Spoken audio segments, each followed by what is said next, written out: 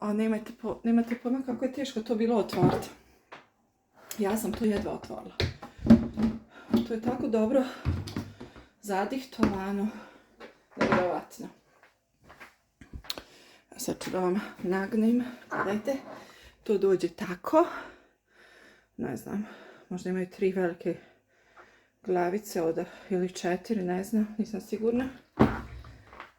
Sad ćemo da izvadimo jednu glavicu.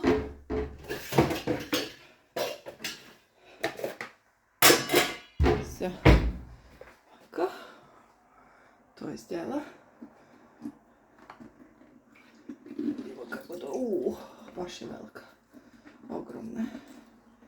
Uzet ćemo i cijelu. Uzet ću i cijelu.